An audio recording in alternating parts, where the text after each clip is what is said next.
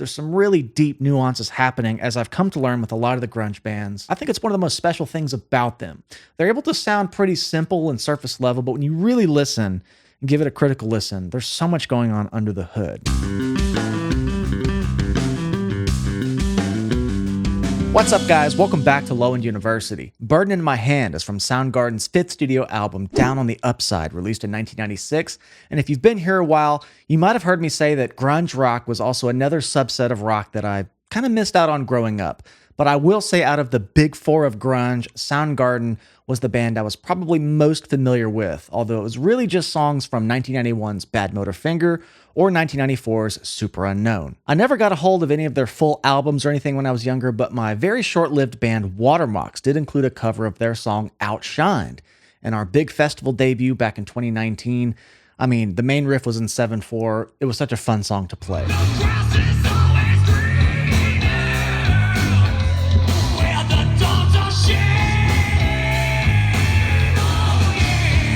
But apparently this album, Down on the Upside, saw the band starting to experiment a little bit. It was notably less heavy and not as dark as their preceding albums. I also had no idea that this was the band's last album for 16 years, or that they even broke up in 1997. See? I'm always learning something new doing these. So without further ado, let's get right to it. I've had a lot of requests for this one. Here is Burden in My Hand from Soundgarden.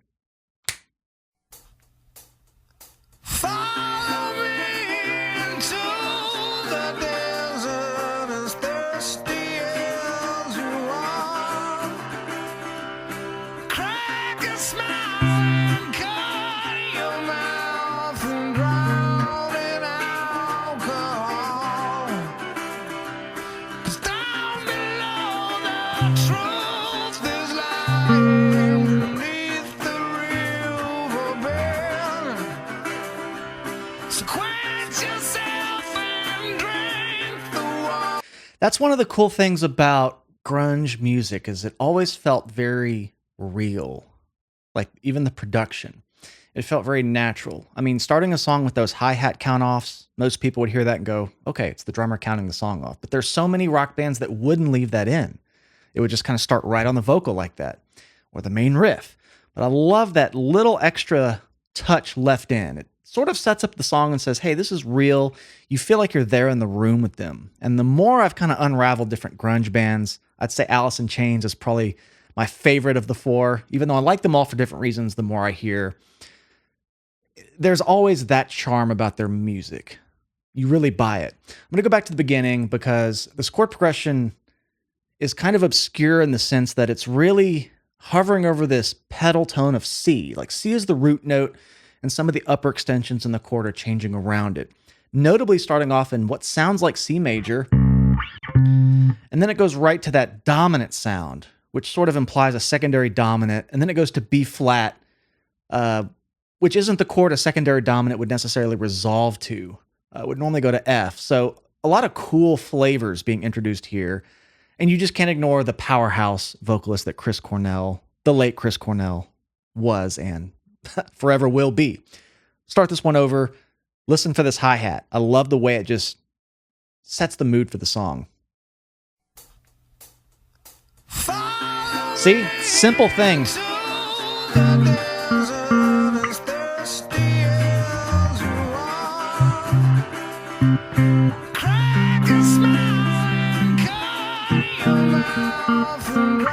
Pretty cool flavor there.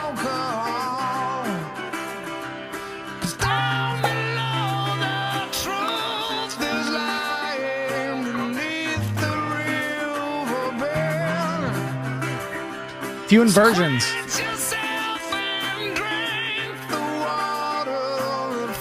God, this vocal line, man. This one does not ring a bell.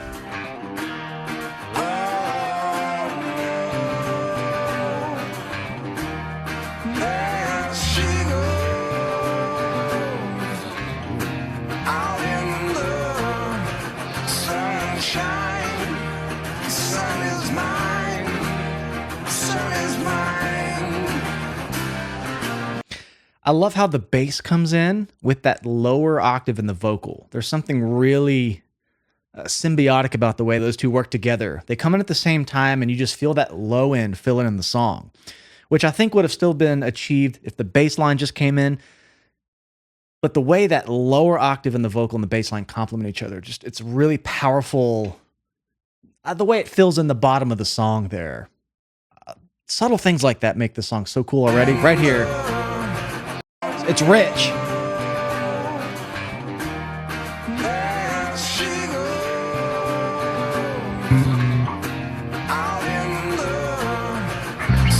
Woo. Love the texture.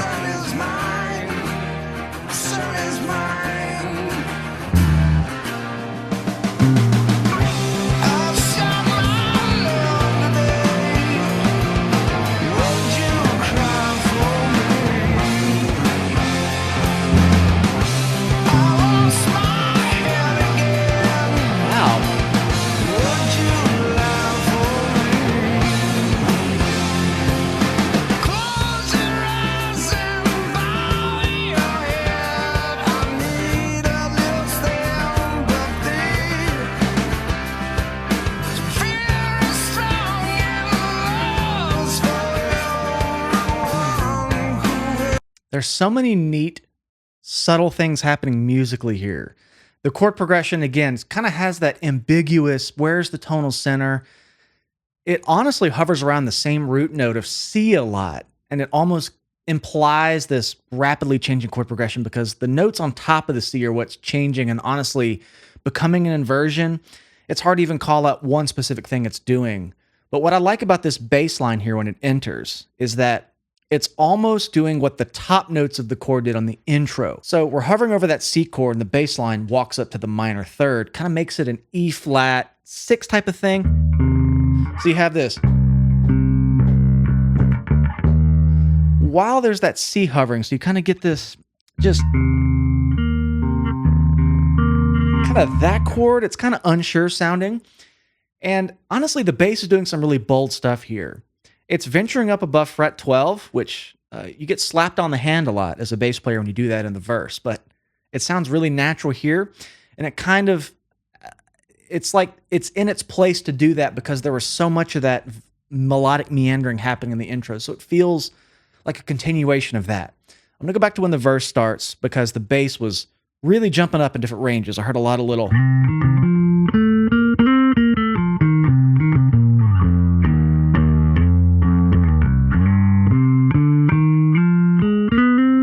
Just a lot of melodic wandering around. I just didn't expect that. Cool. Let's see.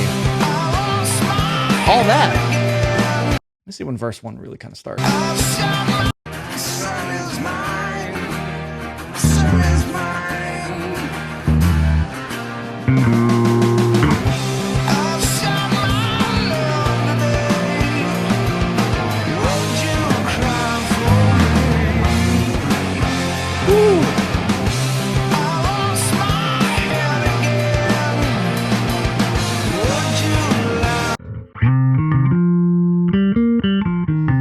Pentatonic, but I love the way it's almost like a counterpoint to the vocal melody. And it's just, there's a lot going on. So for that bass part to be riding up in the middle and almost kind of competing with everything is really clever. It kind of gives that a lot going on sound, a couple different melodies happening, if you will. Listen to the way it almost duets with the vocals in a way.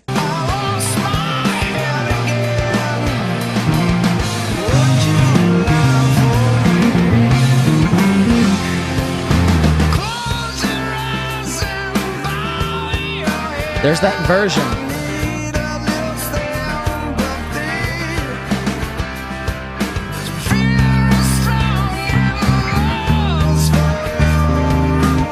You can kind of hear the bass walk up to the E flat, changes the root note of the chord. So instead of being on C, as the bass player always has the power to do, they can walk up and change the chord to be really anything by being the lowest note and dictating the root note regardless of what's happening up top. You can hear that happen here. And the chord it makes is just, I mean, you could call it a few different things. It sounds more like that sixth sound, quite a tongue twister. This sort of thing here, major dominant.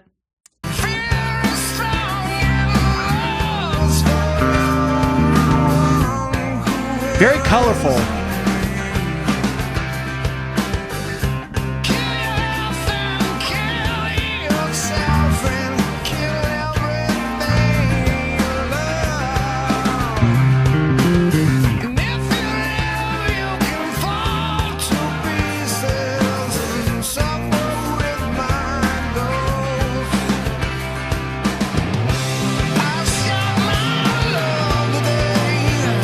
everywhere.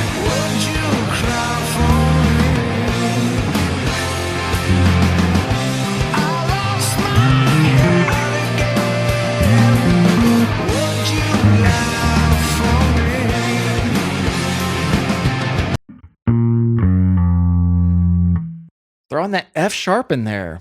You hear that bit of chromaticism. It sounds like an out of key note, which it technically is. You're going to that G flat, which now the bank of notes is sort of filling in for this song. It actually kind of has a bluesy note bank. I hear a lot of C, E flat, F, F sharp, or G flat now thrown in. But it's never cadenced in that particular order, so it loses that typical walking up the blues scale sound. But all the notes, if you connect the dots, they're all within that sort of C minor pentatonic C blues scale, because we had the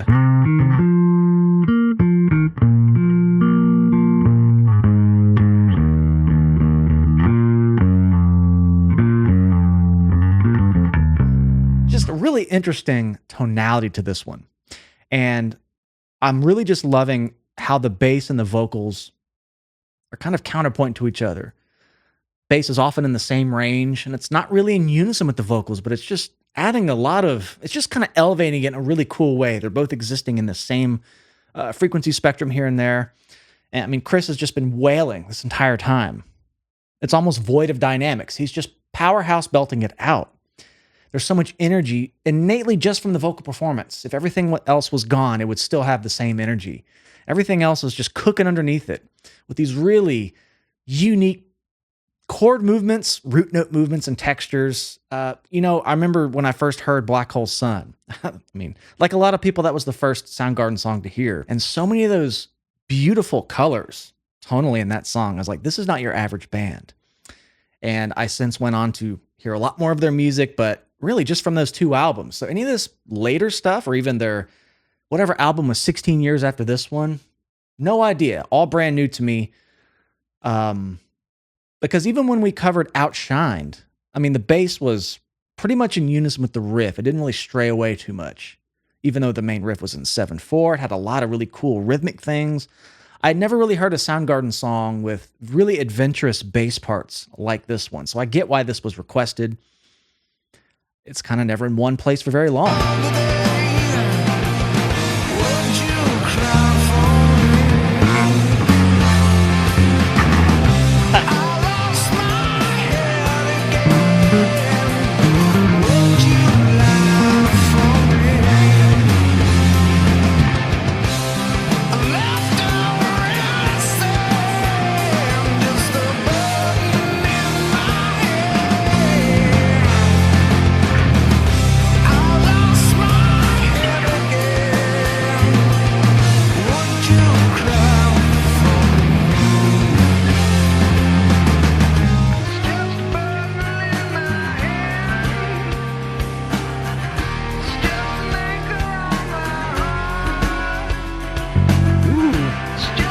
Going to that G flat chord and kind of leaning on it, not as a passing tone. Before we had it introduced more as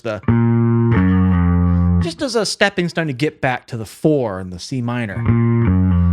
Now we're sitting on it a bit, so it kind of has a purpose. It was almost foreshadowed.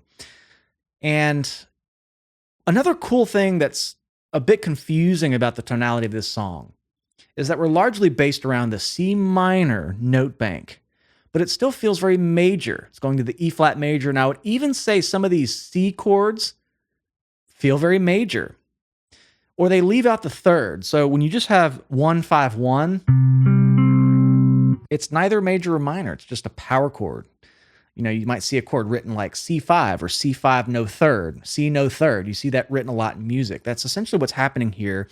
It's almost as if the artist wants to leave it a bit ambiguous, or maybe not lean too much into the light or the dark, just kind of have it more neutral, and maybe let the lyrics fill in, whether it's dark or light or happy or sad.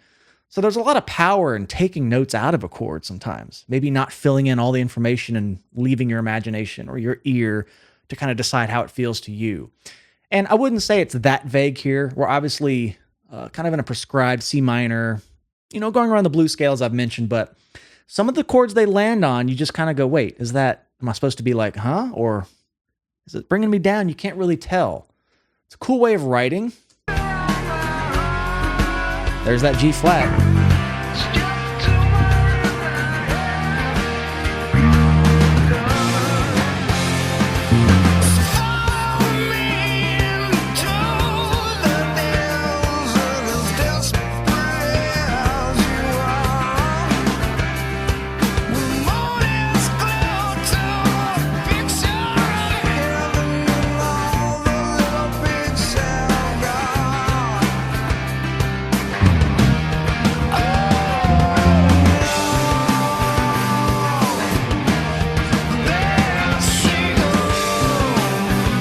Okay, that's another cool out of key, or maybe they're just straddling C major and C minor. So technically what's happening here is what's called modal interchange. You're taking C minor and you're taking C major, which there are some differences. Major is all white keys on the piano. A minor would be flat 3, 6, and 7. So E flat, A flat, B flat, and all the chords that those make up. But you can kind of straddle the two since the root note is the same. It's called the parallel key, parallel minor. There's a lot of different terms that differentiate the two. But if you dip into one every now and then, you can kind of darken the song, or you can kind of brighten the song up. And them going to that G major here is brightening the song up. It's kind of leaning into that happier sound. Because in C minor, where we've been, the natural chord would be G minor, because there's B flat, which would be the third of G in a G minor. So that chord they land on here goes to the B natural.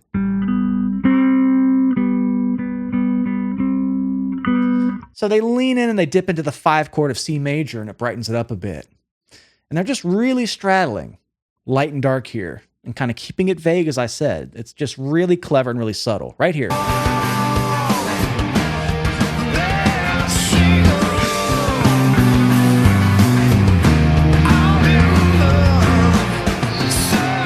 Technically, that's outlining flat major 6, flat major 7, 1 in the key of G major. Doing a little simple math here, but it's that same progression. E flat major, F major, G major, which is another kind of classic progression.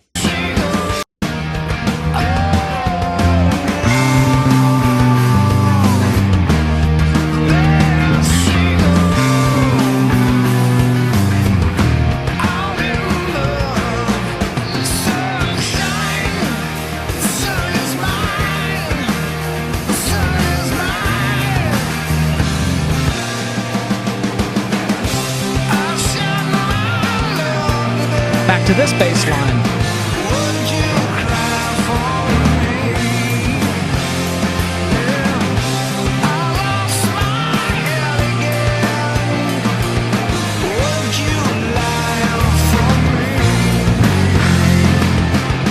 There's something so angular about that G flat being thrown in. I think it would be completely different if they went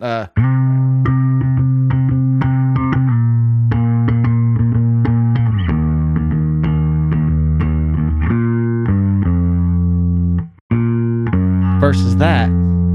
Just that half step out of key note is angular. It's jerky. You could just feel the jerkiness of it. When everything's really in the box of C minor pentatonic, throw in that flat 5. Not in a bluesy way either, but it is bluesy. Love that.